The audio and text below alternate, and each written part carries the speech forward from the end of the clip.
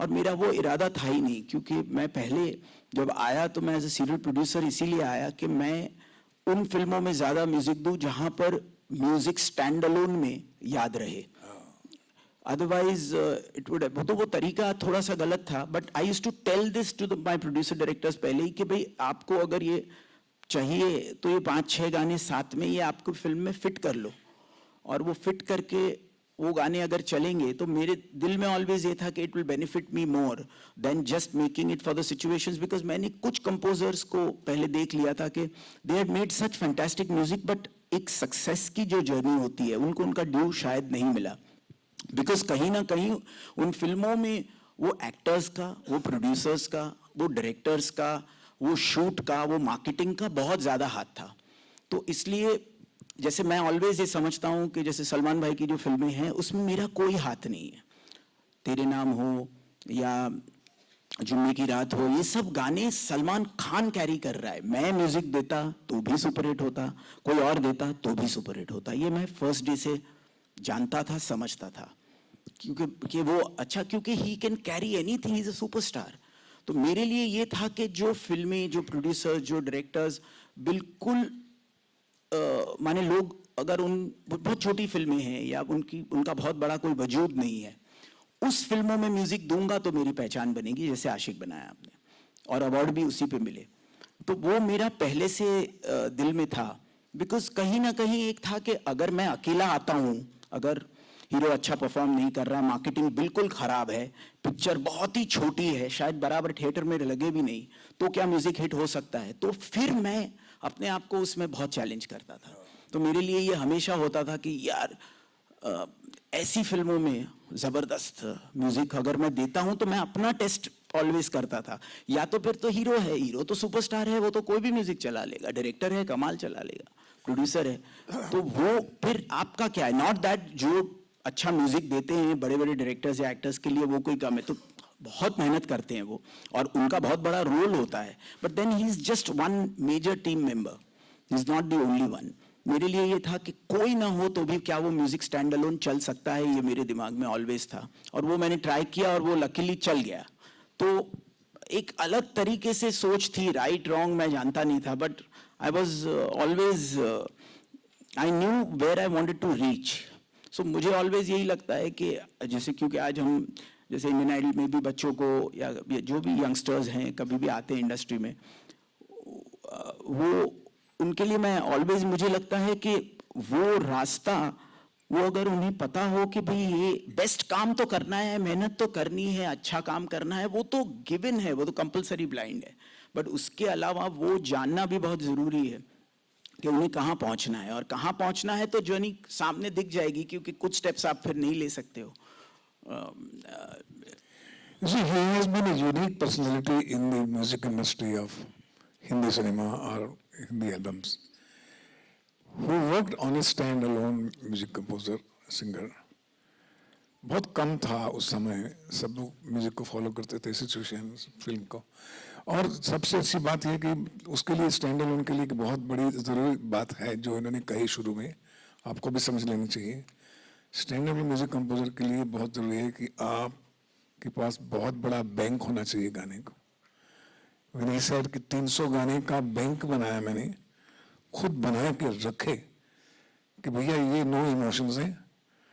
ये एंग्री है, ये लव्स है, ये भक्ति रस है, ये श्रृंगार रस है, ये इस आपको कौन से रस का गाना चाहिए, मैं आपको 4 गाने सुना सकता हूँ। ये पहला कंपोजर था जिसमें हिम्मत थी बात करने। और फिर वही होता था कि ultimately his music in movies has a parallel dignity of this, parallel dignity रही, एक स्टैंड अलोन डिग्निटी मिली उनको। तो उसके लिए आपको ये नहीं होना चाहिए कि मेरे जब गाना मुझे कोई देगा तो मैं करूंगा। आपको डेली प्रैक्टिस करके करते करते करते बैग बनाते जाइए, बनाते 100 बनाएंगे तो 10 चलेंगे, 10% कभी ना कभी काम आएंगे। आपके काम आए। 15-15, 20-20 साल पहले की कुछ धुनें हैं जो अभी हम यूज कर रहे हैं और सुपर हिट होती है, और बिकॉज वो बेसिक, खाली प्रोग्रामिंग चेंज हो जाती है, प्रोडक्शन चेंज हो जाता है, बट अदरवाइज जो बेसिक ट्यून्स है अगर आप देखें तो लास्ट 60 ईयर्स से tunes and words, they've just not changed at all. I mean, Yeah. it's classics are classics. So stock could be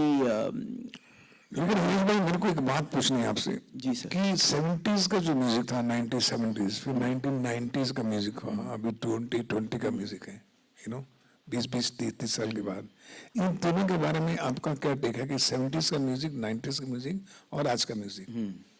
ये कैसे ग्रो हुआ इसका एवोल्यूशन कैसे हुआ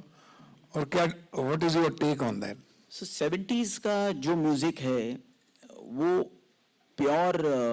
जो एक हिंदुस्तान का म्यूजिक है बिकॉज वेस्ट का कोई वो बहुत ज़्यादा हम पर हावी नहीं था 1% अगर था तो बैक ऑफ द माइंड हो सकता है for some as an inspiration but 70s का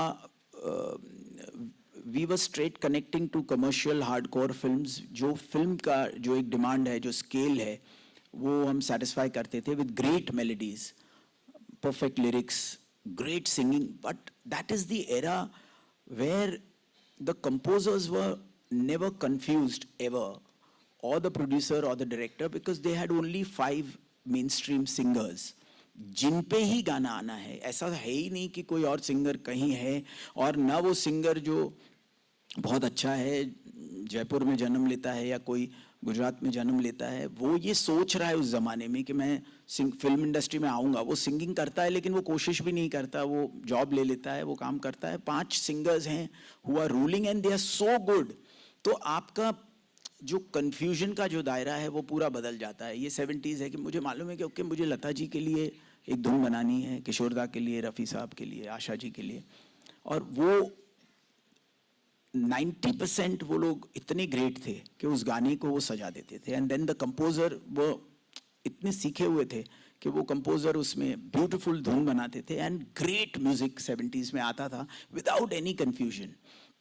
80s से एक शुरुआत हुआ जहाँ बपीदा ने वेस्ट को यहाँ पर बहुत वो लेकर आए और एक यूथ के साथ बहुत अलग कनेक्ट हुआ म्यूजिक चेंज हुआ उसमें पायरेसी शुरू होने लगी 80s में बहुत ज़्यादा तो म्यूज़िक का बिजनेस चेंज हुआ तो म्यूज़िक का जो लेने वाले थे उनका टेस्ट चेंज हुआ 90s again brought very very strong melodies back to music because 5 superstars were born who were very young and doing love stories Salman bhai Shahrukh bhai and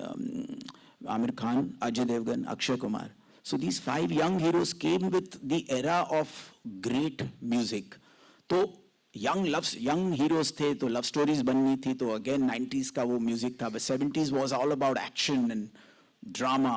so music was different 90s was all about beautiful melodies सबसे जो एक successful दौर है वो 90s है सो 2000 में again it was एक changing transition था जहाँ पर ये कंप्लीटली जिस नेजल सिंगिंग को अनकन्वेंशनल माना जाता था वो कन्वेंशनल हो गया where I brought complete it was a transformation कि भाई ये ऐसी म्यूजिक भी with very very techno beats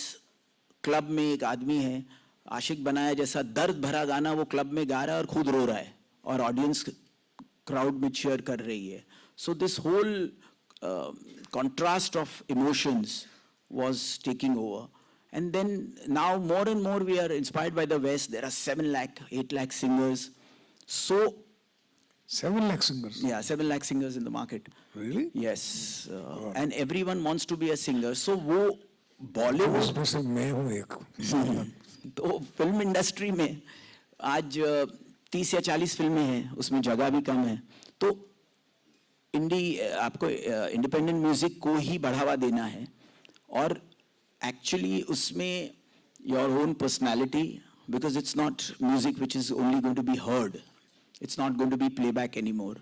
like Michael Jackson ने कभी भी टॉम क्रूज के लिए नहीं गाया है उसने अपने लिए गाया है तो इसीलिए हर म्यूजिशियन ने अपने लिए गाना पड़ेगा और उसको अपने लिए कंपोज भी करना पड़ेगा बिकॉज आज कोई सिंगर बहुत अच्छा है लेकिन वो कंपोजर ढूंढेगा कहाँ जो उसकी आवाज़ में क्योंकि इतने सिंगर्स हैं तो कहीं ना कहीं जैसे अब्रॉड में होता है वो कंपोजर्स भी खुद होते हैं वो अपने लिए अपनी आवाज़ के टेक्सचर के लिए जो वो गाना बनाते हैं और वो गाने को अपने पर्सनालिटी के साथ वीडियोस के जरिए उसे बाहर लाना है और उसमें एक्सीलेंस करना पड़ेगा, तो it is a very easy to get a break now, because social media की वजह से सब हम जुड़ चुके हैं, लेकिन सस्टेन करना बहुत डिफिकल्ट होगा बिकॉज कंपटीशन बहुत ज़्यादा है। फिर अगले साल फिर और 25-30-50 हज़ार सिंगर्स आएंगे एंड बट ग्रोथ भी उतनी है और वेस्ट से हम लोग बहुत इंस्पायर्ड हैं, तो जो इंग्लिश में गाते हैं वो एक, मुझे लगता है कि एक कोई ऐसा स्टार जन्म लेगा जो इंटरनेशनली इंग्लिश गाना हिंदुस्तान से गाएगा और बहुत बड़ा स्टार बनेगा, जो अभी तक हो नहीं पाया समाओ उस लेवल का। सिंगिंग की है यहाँ पे, बहुत अच्छा गा रहे हैं कुछ सिंगर्स जो इंग्लिश में बहुत अच्छा गा रहे हैं और बिल्कुल इंटरनेशनल इंग्लिश जो जो जो होना चाहिए उनका एक्सेंट या उनका जो डिक्शन है सब कुछ, लेकिन वो अभी एनी मोमेंट वो भी ट्रांजिशन आएगा, तो वो वेट करना पड़ेगा। इसलिए कितनी बार कई म्यूजिशियंस से हम मिलते हैं तो उनको लगता है कि वो हो नहीं रहा है जबकि म्यूजिक वो अच्छा कर रहे हैं, बिकॉज एक्चुअली बहुत लोग आ गए हैं। दैट इज दैट, सो वो चैलेंज यहाँ पर पहले आना और ब्रेक लेना बहुत मुश्किल था, ब्रेक लेना बहुत इजी हो गया है, बट ब्रेक लेकर सस्टेन करना बहुत डिफिकल्ट है। So that's the complete change. It why we have music school children here. See, और सब ये सीख रहे हैं म्यूजिक कंपोजिशन, म्यूजिक प्रोडक्शन। तो मैं इनकी तरफ से एक सवाल पूछना चाहता हूँ कि कौन सी ऐसी 3 पहली बातें हैं जो कि हमें म्यूजिक कंपोजिशन में या प्रोडक्शन में बहुत ध्यान रखनी चाहिए, कुछ भी हो जाए। कंपोजिशन में मुझे लग रहा है कि